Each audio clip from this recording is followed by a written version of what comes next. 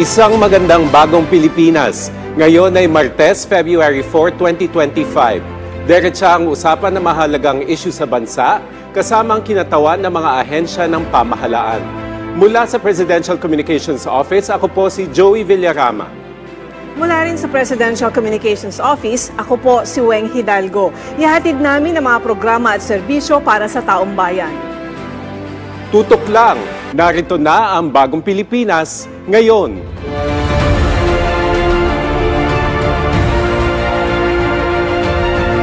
Malayo na ang narating ng pagproseso at pagbibigay ng amnestiya sa mga dating rebelde na pinangungunahan ng National Amnesty Commission para sa pagsulong ng kapayapaan sa bansa.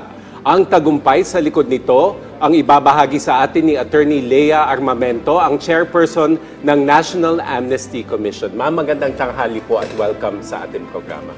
Magandang tanghali din po sa inyo, Joey and Weng. Thank you very much for having me. Siguro ma'am, bilang panimula, kilalanin muna natin ang NAC. So paano po ba nagsimula ito at ano yung mandato ng komisyon? Ang National Amnesty Commission was initially created by the proclamation and executive order issued by President Duterte last February 2022, parang few months before the presidential election. So it was not organized.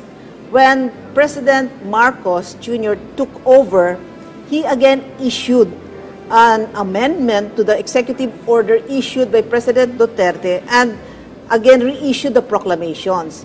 These were concurred by Congress, and then in the provisions of the proclamation, it states there that the National Amnesty Commission will be terminated once it has achieved its mandate as determined by the President. So sino-sino po ba yung pwedeng mag-apply dito sa amnesty program na ito? Ang proclamation ni Presidente para lang sa 4 na grupo. Yung kanyang proclamation, yung para sa mga RPA, RPMP, ABB. Ito yung mga Alex Bungkayo Brigade. And then yung isa, yung para sa CPP, NPA, NDF. Ito yung Communist Party of the Philippines, New People's Army. And then for the Moro National Liberation Front, saka Moro Islamic Liberation Front. So ito lang po yung members ng 4 na grupo na ito ang pwede mag-apply for amnesty. So ano po yung process ng application for amnesty? Meron po kaming local amnesty board na na-establish sa buong Pilipinas. Total of 19 po sila. Sa mga areas kung saan maraming percentage sa ating bansa may mga rebelde. Ang gagawin lang po nila is i-download nila yung aming form nasa website namin or pumunta sila sa aming local office para bibigyan sila ng application form. Fill up nila ang application form, sumumpa sila doon sa application form. And then, i-prove lang po nila yung kanilang identity na siya talaga yon yung nag-a-apply. And then, yung membership niya sa 4 na grupo. And then, the crime na ina-apply niya for amnesty is based on his political belief. Alam naman po natin na ang ating mga law enforcers, pag nag-file ng kaso, kunyari, ambush yan, ang kaso niyan, murder. Yan. So, it's a common crime.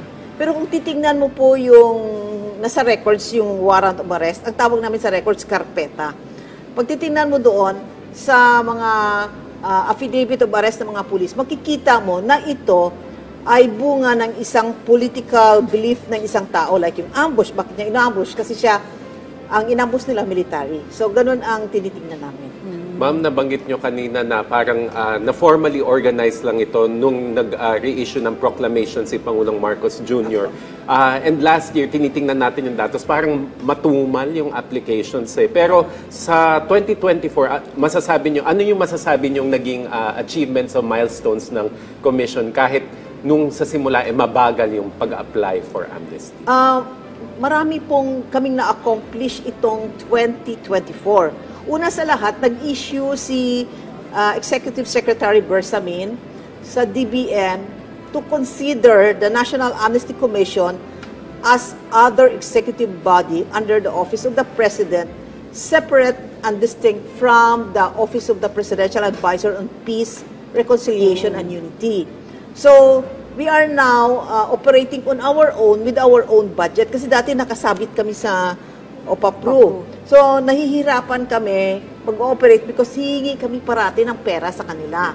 So, okay. So, naayos na namin yon. And then the DBM gave us additional plantilla positions. So, ma-create na namin yung support to operations na admin and finance. And then we already, kanina lang na-receive namin ang appointment galing kay Presidente na yung dalawang lawyers namin na-appoint na director. So, they will be the one to manage the operations of the office tsaka yung sa admin and finance. Aside from that, nag-concur na yung Congress sa proclamation ng Presidente to grant amnesty kasi requirement po yun ng Constitution natin na dapat nag-concur ang Congress. At pati yung sa CPP-NPA, nag-concur ang Congress kasi before, during the time of President Duterte, hindi nag-concur ang Congress. Kasi nag-oppose doon si Senator Lacson because during that time, there was a pending petition to declare them as terrorists. Pero na-dismiss yun, so ang current Congress, nag-concur sila for the issuance. And then, we were able to establish 19 local amnesty board all over the country. At yung aming budget, tinaasan na. Kasi nga, nagiging independent na kami. And then, we were able to signed memorandum of agreements with the different government agency kasi may powers kami to call any government agency.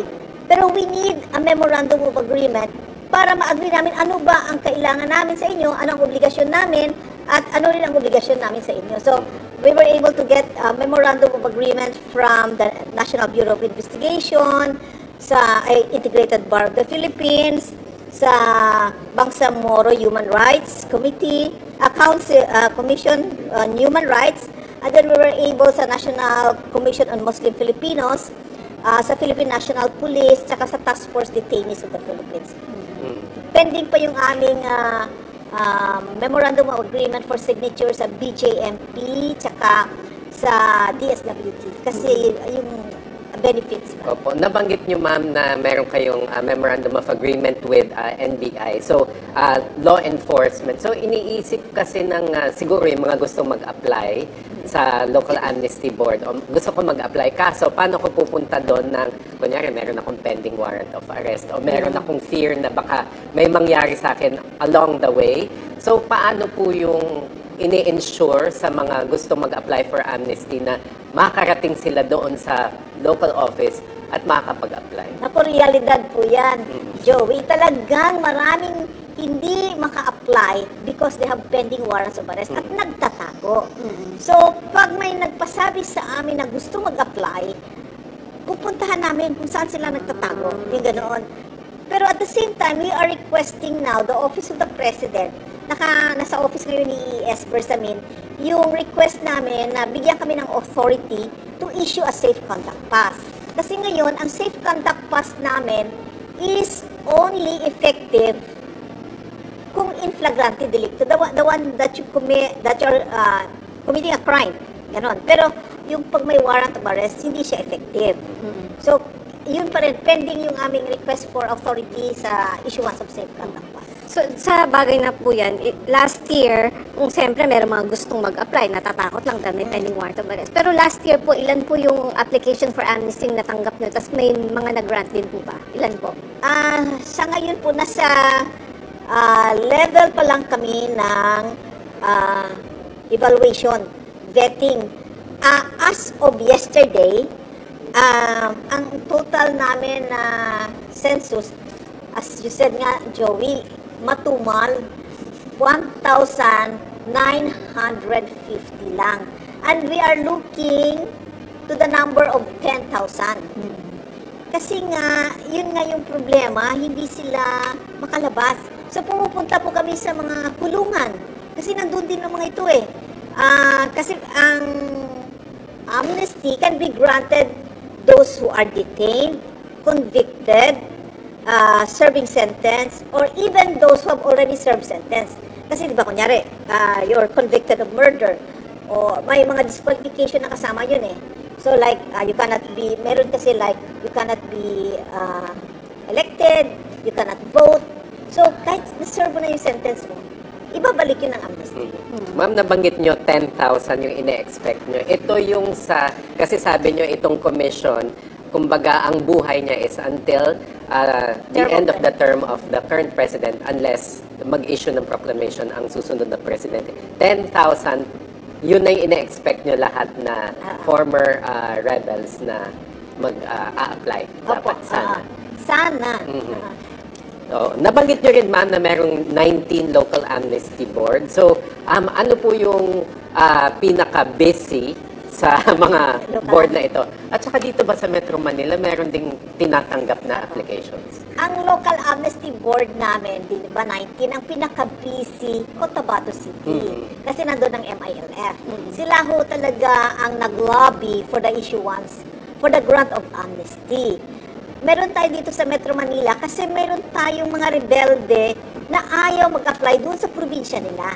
Kasi di ba, like sa Cotabato City, merong nakaupo sa local amnesty board natin, kontra nila sa politika. So ayaw nila doon. Dito sila mag-a-apply sa Manila. Pumupunta sila sa office namin. So ang gagawin namin, dito namin i-accept, pero ibabalik namin kung saan sila dahil nandun ang data nila. Pero dito kami nag-uusap. So, pwedeng nandito din siya for the time being na binivet yung kanyang application. Apo.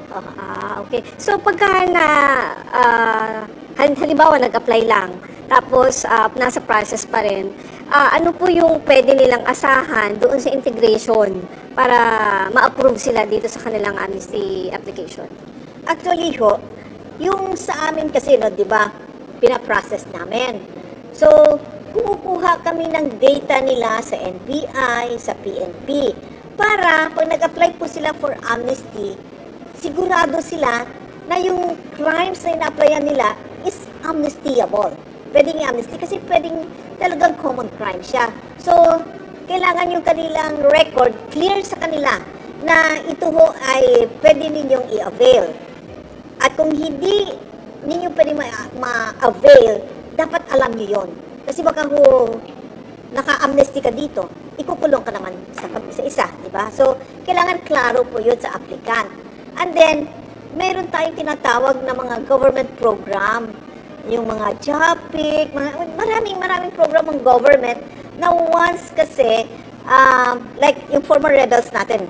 Ang former rebels natin, usually sa kampo po yun ng militar, pumupunta. Former rebels ng CPP, NPA, NDF. Doon sila pumupunta. While they are there, nakapag-avail po sila ng mga government na provided na benefits, programs, para, tawag dito, yung nagkakaroon sila ng aid, assistance, makapag-aral yung mga anak, kasi pati pamilya nila nandoon nakatira. Ayan, nabanggit nyo, ma'am, yung nasa may application processes, may vetting process po. Meron po ba kayong nakita na kailangan baguhin dun sa proseso o sa policy nyo para mas maengganyo pa? Ang parang operative word, ang keyword talaga is, paano ka makakahikayat? Ano yung come on? Nabanggit ni Weng kanina yung kamusta yung process of reintegration at kung ano yung aasahan nila. Pero dun sa proseso, so far, meron po bang kailangan baguhin o i-improve para makahikayat tayo? Marami ho kaming dapat baguhin. Kasi, di ba, pag nag-apply ka for amnesty, di ba, sabi ko, 3 lang naman ipuprove mo. Pero we want to be sure, so, itatapon namin sa mga, i-refer namin yon sa mga government bodies. Ang tagal bago bumalik. So, ang sabi ko, may isa lang na i-concur yung kanyang application, yung kanyang allegation sa application niya. Tama na. Kasi 4-5 na government agency, PNP, AFP, NBI, Prosecutor, Court. Isa lang tama na. Kasi kung minsan, may court na ayaw magbigay ng record. Yan. Meron kaming experience na gano'n Nag-order na executive judge na i-allow kami i-photocopy ang record para maging part ng aming ebidensya. Ayaw naman ibigay ng clerk of court. Problema yun, di ba? Yung gano'n. So, kailangan namin na streamline ang process namin. So doon sa 1,950 na applicants, lahat ito nakaprocess pa lang din. Meron na kaming 49 na nasa amin na. Ready na for turnover to the President. Kailang inaano namin na ang anniversary niya is in March. So, gusto namin na buo maibigay kay Presidente. Opo. So kasi halimbawa yung 1,950, kung yung 14 na sinasabi niya, mag-grant na sila ng amnestia, pwedeng maging factor para makahikayat pa nga, pwede naman pala. So yung sinasabi ninyo na mapabilisan niyo yung process, tingin ninyo isa yan sa mga dapat i-improve or dapat simula pa lang last year, bahagi na po yan dun sa mga napagtagumpayan na proseso ng application. Kasi po, Weng, last year, siyempre, lahat kami bago sa amnesty, no? Kasi panahon pa ito ni President Ramos, eh. So ngayon, bagong proseso, hindi namin nakikita na may mga magkakaroon kami ng ganitong mga kinks or problema sa proseso. So ngayon namin babaguhin because nga kulang tayo ng oras. Kasi nga hanggang term na ni Presidente, ang balak namin by 2027, tapos na kami. Para by 2028, turnover na lang kami ng mga assets ng government. Ganun na lang. Tapos yung application window, ma'am, March 2024 to March 2026. So 2 years.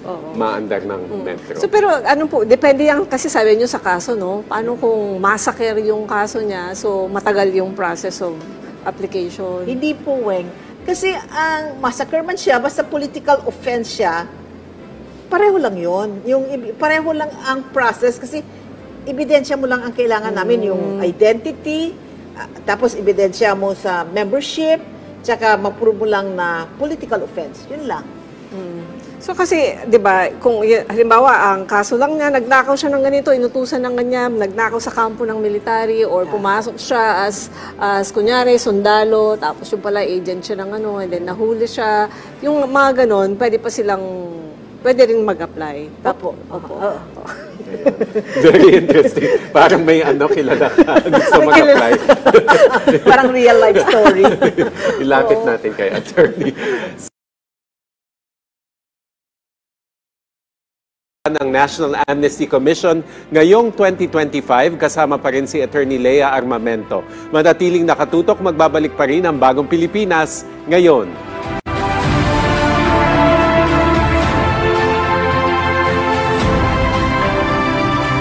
Karamihan sa amin ay nag-asawa na lang, walang pinag-aralan, hindi po kami educated. Bakit ipinanganak ako na IT ako na parang walang mga opportunity na para sa amin? Nagbabaon kami, kanin lang, ang ulam, bagoong, gano'n. Talagang wala nang kaya ang magulang ko. Hango sa kwento ng mga totoong tao.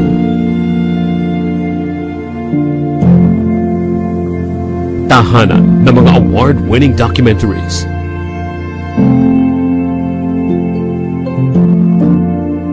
Public Eye sa PTV.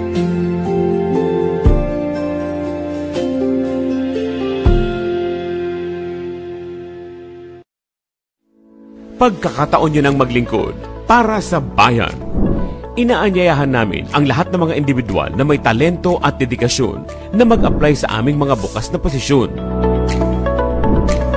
Para sa Sales and Marketing Unit, Marketing Specialist, Sales Account Specialist, Sales Traffic Assistant, News Division and Merchandising Unit, Graphic Artist. Ipadala ang iyong resume sa hireme@ptni.gov.ph.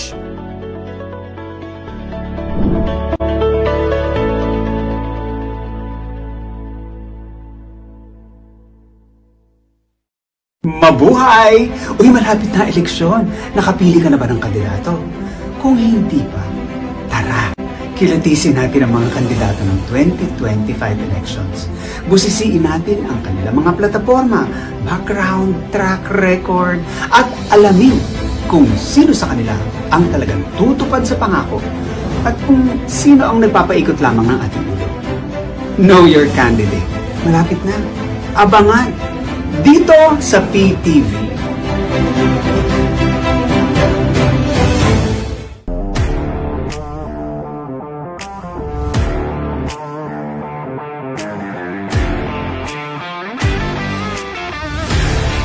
Ang may init at maaaksyong balita sa mundo ng sports. Mapapanood na araw-araw kasama ang ating teammates.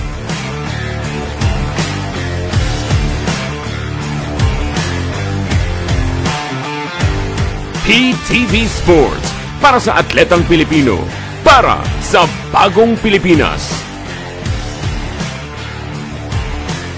Sa PTV.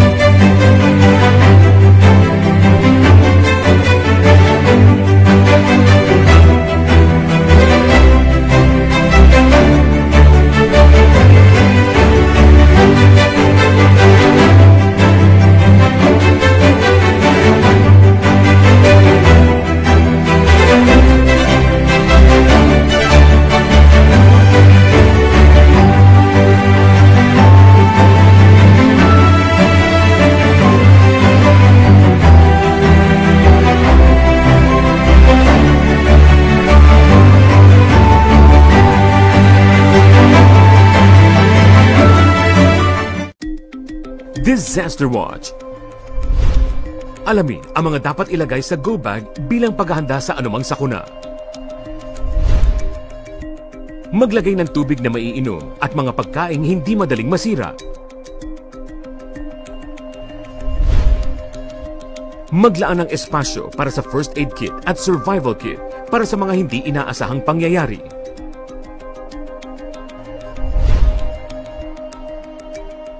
Huwag kalimutan ang toiletries para mapanatili ang kalinisan sa katawan. Samahan din ang mga damit at beddings na magtatagal ng ilang araw. At para ligtas at may alam, magdala ng personal protective equipment at mga teknikal na gamit. Sa panahon ng kalamidad, dapat laging listo. Is it a yes or a no? Are you anti or pro? Pagdating sa mga isyung panlipunan, stay woke or go broke? Basta relevant, napapanahon at makabuluhan para sa kabataan. Pag-usapan natin yan sa Schoolmates, the country's longest-running youth forum and debate show on TV. Join ka na sa masayang usapan every Thursday dito lang sa PTV.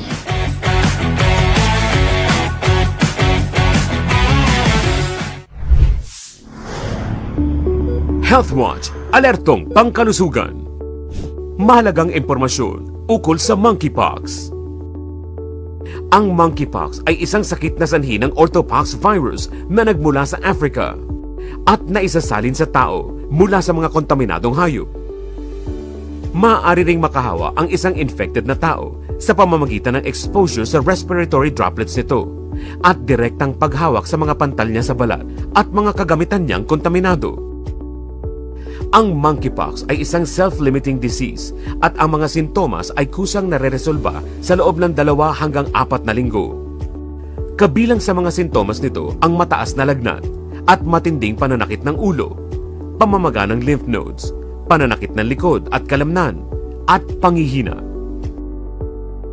Nagkakaroon din ng mga pantal at butlig na may nana sa katawan, karamihan sa mukha, kamay at paa, at minsan sa bibig, mata at maselang bahagi ng katawan. Sa kasalukuyan, wala pang aprobadong bakuna at gamot sa bansa laban sa monkeypox.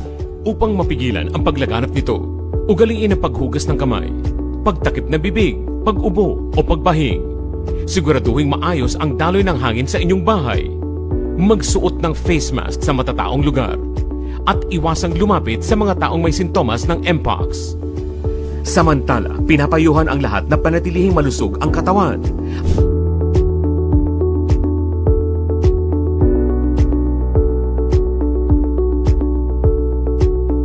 Sa panahon ng sakit, dapat laging listo.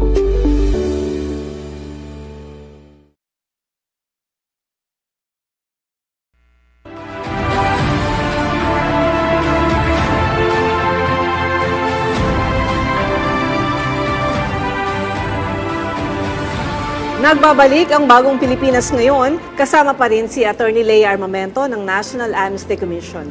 Attorney, ano po yung mga tututukang programa at proyekto ng National Amnesty Commission ngayong 2025? Kailangan po parang palakasin namin yung aming local amnesty board, and then they have to go out to places where we can find the potential applicants. Kasi yun ho ang hirap namin. And then, yung safe conduct pass, parang makulit na kami kay ES kasi pinapabilisan namin ang pag-issue. Hinihintay pa ngayon ni Executive Secretary yung comment ng Secretary of Interior and Local Government sa Department of National Defense. So yan po ang tinututukan namin. And then, yung strengthening ng aming office, kasi nga bago siya, ito ba yung habang nag-ooperate ka for the amnesty, nag-organize ka rin ng office. Kaya medyo, parang alam mo yung mahirap ng konti dahil kulang ka ng tao, kulang ka ng budget, tapos yung capacity ninyo to perform, may pagkukulang din kami. So, yan mga tinututukan namin. Tsaka yung aming local amnesty board, talagang yun ang pinapalakas namin. Tsaka yung coordination natin sa local government, tsaka sa task force detainees, tsaka other NGO na ang kanilang yung kanilang mandate is with the persons deprived of liberty. Kanina, ma'am, nabanggit nyo na merong kinks along the way at gusto nyo ma-streamline yung process nyo. So, paano kaya mapapalakas pa yung proseso? Nabanggit nyo kanina meron kayong mga pending MOA.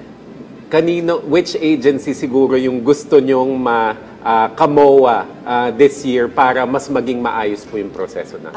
Actually, may pending kami sa BJMP para bigyan nila kami ng list ng lahat ng mga political prisoners nila para hindi kami yung parang nagsha-shotgun wherever yung mga kulungan, wherever we go. Ngayon, ang ginagawa namin, kung bigbigyan kami ng listahan, doon kami pupunta kung saan meron. Hindi yung kalat ang aming lakad para makasave din kami ng budget namin.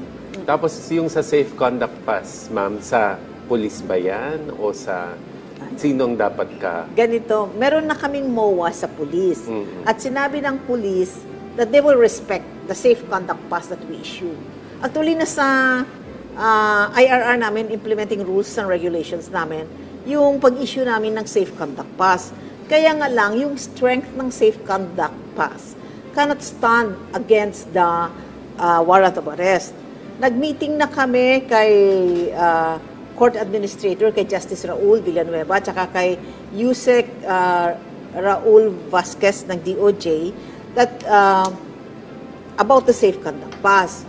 And then, ang mga pulis naman sabi nila, syempre, hindi namin pwedeng hindi i-serve ang warrant of arrest kasi mako-contempt kami ng court. So, ang remedy namin is sa mga prosecutors, or the private lawyer ng akusado, magfa-file sila ng motion to suspend proceedings and recall warrant of arrest. Ang sabi ni Justice Raul Villanueva, that we have to be convinced first that complete yung kanyang documents, that probably there is a probability that this application will be granted. So may gap ka from the time nag-file siya ng application na may warrant of arrest siya at the time na i-grant ng court yung recall ng warrant of arrest. Malayo yan at hindi naman mabilis ang courts natin dahil tambak naman sila ng kaso nila. So ito yung wino-work out namin na importante ang safe conduct pass. Yun. So kanina po nabanggit ninyo no, ang target ninyo dito sa buong period na nandyan yung National Amnesty Commission ay 10,000. So sabi ninyo magmula nung na-establish ito 1,950. Sa bilang na ito, saan po yung pinakamalaking aplikante? Actually, ang pinakamaraming applicants natin sa Bacolod, saka Iloilo City. Kasi ito yung mga former rebels ng CPP, NPA, NDF. Ito sila yung mabilis ma-convince na mag-apply for amnesty. Kasi parang marami sa kanilang nakulong, pero napapabayaan naman kung yung proseso. Wala nang tumutulong sa kanila na lawyer. So, doon marami. Although, ang pinaka-busy namin, yung Cotabato City because doon ang MILF. Pero konti lang ang applicants namin doon. Hindi naman kailangan dagdagan, ma'am, yung local amnesty board natin. Actually, ang Bohol, sumulat sa amin na lagyan din sila ng local amnesty board kasi parang may mga total of mga 900 sila na probable applicants. This was approved by the President during our meeting sa noong November 2024.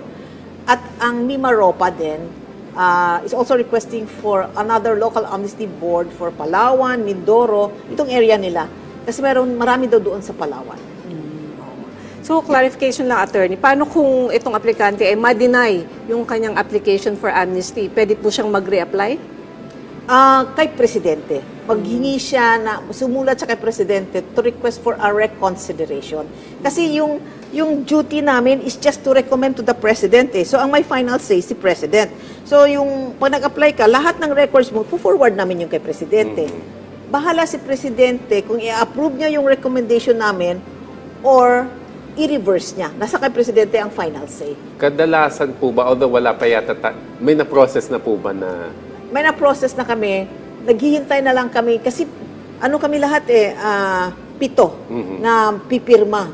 So hinihintay pa namin yung signature ng aming mga ex-officio members.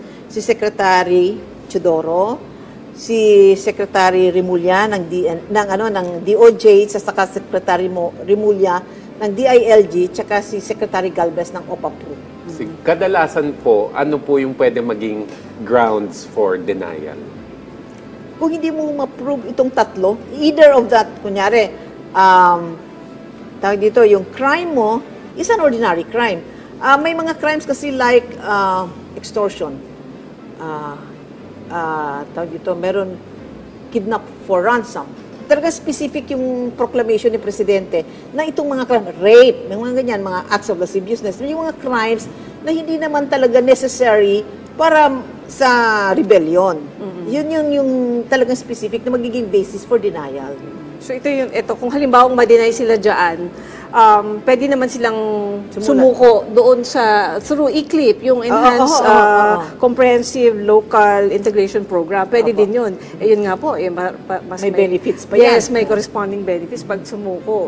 Babayaran ka, tapos kung may isusuko ka ring armas, may corresponding amount din siya. So, ano po ba yung difference nung sa inyo at saka sa ECLIP? Kakompetensya po. Hindi. Kasi kung ma-deny sila doon sa NAC, pwede via ECLIP. Tawag dito, usually nangyayari, nag-i-clip muna sila bago sila pupunta sa amnesty. Kasi yung sa amin, ang bibigyan lang naman namin kalayaan. Di ba, intangible ang kalayaan eh. But what goes with kalayaan? Pwede ka na maghanap buhay, pwede ka na mamuhay na kasama ang pamilya mo, and then you can avail of all the benefits na ibigay ng gobyerno sa mga mahihirap, mga mabababa ang income. So yun ang magiging benefits mo kung ikaw ay na-amnesty. Supposing na-grant na po yung amnesty, ano naman po yung mangyayari sa criminal record po nung nag-apply? O yung nabigyan? Obliterated. Nawala na. Erase na. Kasi ang amnesty, ang pinaka-prinsipyo niya parang amnesia. So nakalimutan na ng bayan na ikaw'y nagkasala. Kinalimutan na yon. So lahat ng records mo, mawawala yon. Clean slate. Clean slate. So ngayong taon po ba ay ang target ninyo is yun nga po mapa-approve yung 49, baka maging 50 pa yan by the time na pumasok yung anniversary ninyo. Nasa anong process na po ba tayo? Kumbaga, nakakailang % na po tayo dun sa pagproseso ng kanilang application? Yung pagpoproseso. Akala ko yung pag-a-apply. Wala pang 10%. Yung pagpoproseso po natin, different stages. May dyan na nagbe-vetting pa lang. May dyan na sinasalang na kasi kailangan natin ng boto ng 5 members sa Local Amnesty Board. Ang members na ito, local chief executive. So either si mayor or si governor. Tapos, member ng Integrated Bar of the Philippines, si prosecutor, Philippine National Police, tsaka Army. So sila magre-recommend kung i-grant ang amnesty o hindi. So may mga nagve-vet pa lang, nagtatanong pa lang kung totoo itong applicant na to. Meron ding doon na nakasalang na siya, pinagmimitingan na siya.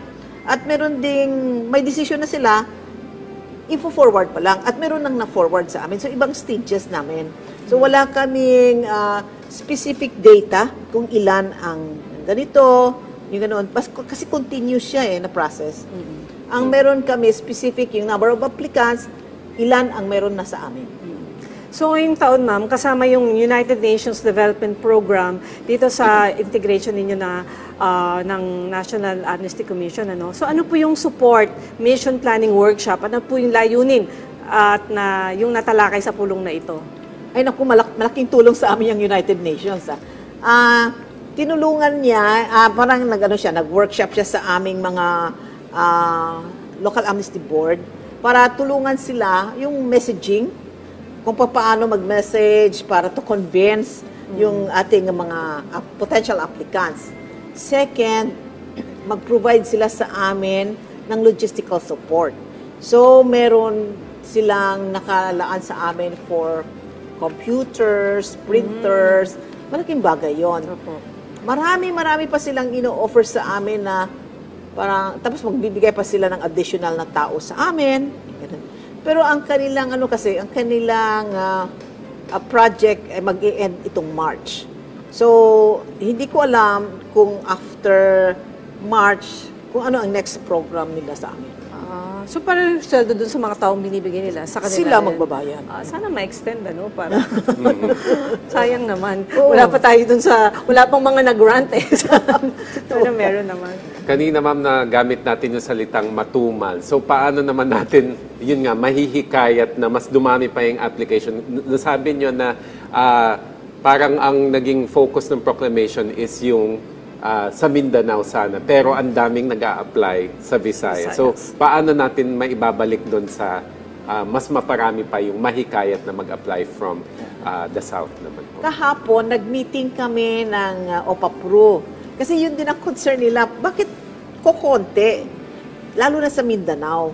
Kasi nga, di ba, itong MILF naman ang humingi nito. So,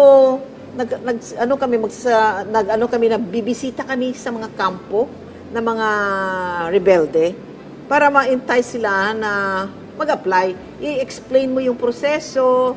Tapos, kasi ang explanation sa amin, kailangan yung leaders nila ang ma-convince mo. Kasi sila, pag ang leader nila nag-apply, susunod sila. So far, mga siguro more or less mga 10 na commanders nila ang nag-apply na for amnesty. Sila Commander Bravo, sila Commander Jack, yung mga ganon. Kay Commander Jack naman is, mabilis siya mag-comply kay Commander Bravo parang mabagal, yung ganon. So, kailangan natin sa Mindanao, i-convince ang mga leaders. So, yan, pupuntahan namin yung mga kampo nila. So, meron din yung mga magkakamag-anak na nag-apply? Oo. Paano kaya yung halimbawa sa isang mag-anak, 5, lahat sila nag-apply, 1 o 2 lang yung mag-grant. Hindi ba sila pwedeng ihatakin dahil kung pare-pareho lang naman po sila pare-pareho silang rebelde, pare-pareho sila ng naging kaso? Palagay ko, yun ang trabaho namin. Yung hahatakin sila lahat. I-convince namin. Kasi kung mag-grant si kamag-anak mo, nakapareho lang naman kayo, bakit hindi ka gagawa ng parehong steps para ikaw din ay mag-grant. at least makapag-avail ka ng benefits na ibibigay ng gobyerno. Sa expectation nyo, ma'am, kunyari may commander na nag-apply na, mga ilan yung susunod? So far kasi, si Commander Jack, pero hindi kasi sila sabi na, ako, ito bitbit ko. Hindi. Makikita mo na lang pumupunta, nagfa-file. Pero nag-uumpisa pa lang kasi kailan lang namin natanggap yung application ng mga commanders na ito. Sometime either in October or November. So, short pa lang ang span of time na makonvince yung iba kasi pinaprocess pa lang, doon pa lang sa level ng vetting. Yung iba nga hindi pa nila na-comply, oath lang ha, oath, susumpa ka lang sa application, mga 1 buwan bago sila susumpa. Yung gano'n. So, siyempre, wait and see naman yung mga tao. Ano mangyayari sa kanila? Yung gano'n. So, hindi pa convincing yun kasi hanggang ganung level pa lang eh. So, nag-dwell tayo, ma'am, sa amnesty application process. Meron pa po bang ibang programa o activity ang NAC for 2025? Yung ano kasi namin, ang mandate kasi namin, amnesty lang talaga. So, it's more of popularizing yung amnesty. So, doon kami yung, ini-strengthen namin yung aming media presence, kaya ng itong mga invitations nyo. Hindi kami nagre-refuse talaga. Kalad ka rin ho kami. Anytime, pag in-invite nyo kami, ready kami kasi we want to reach out. Like, in Pampanga, di ba marami din doon, mga rebelde? Walang nag-a-apply. Organized na siya. Ibig sabihin, baka hindi nakarating. Yung ganoon. So sabi namin, ano ang naging problema natin? Ano ang hurdle na kailangan nating gawin para measures to hurdle this obstacle para naman ma-convince natin or maka-reach out tayo sa mga rebelde na dapat ay mag-apply na for amnesty. Nagdaraos po ba kayo ng mga town hall meeting, yung sa grassroots level? Kasi sabihin natin na karaniwang tao yung attendees, syempre mag-chichismisan yan, uy, may ganito pala. So by word of mouth. So nagdaraos ba kayo ng gano'n? Anong plano nyo magdaos ng mga ganong meeting? Minsan pa lang kami nakagawa niyan sa Western Visayas. Yung tawag dito, maraming nag-attend, mga former rebels ito na, yung hindi na active, mga kasing tanda ko na. So, ready na sila to apply for amnesty. And then, they realized na they need amnesty kasi nga may mga nakakulong na walang tumutulong. Meron daw doon, 2, yung isa, medyo nasiraan na ng bait dahil wala namang tumutulong. And then we still have, ayun nga, yung nagkaroon kami ng visits sa mga kampo. Magkaroon pa kami ng additional visits sa mga kampo. Pero tama yung suggestion nyo na dapat gagawin pa namin yan to reach out talaga. Kasi ang pinupuntahan namin, places of detention, napakadaling kausap ang mga tao doon. Ganun. Pero yung sa kampo, medyo mahirap na. Okay, ma'am. Maraming salamat po sa mga impormasyong ibinahagi ninyo, Attorney Lea Armamento.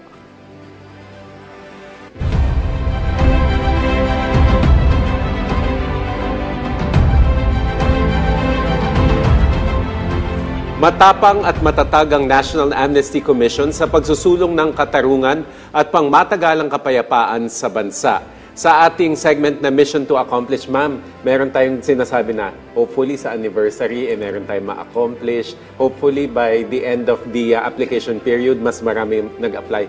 Pero para sa inyo po, ano po yung gusto nyo talagang ma-accomplish in the limited time that the Commission has?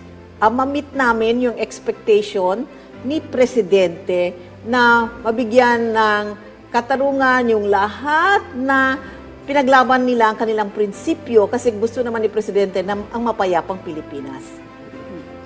Okay, short and concise din sagot ni ma'am.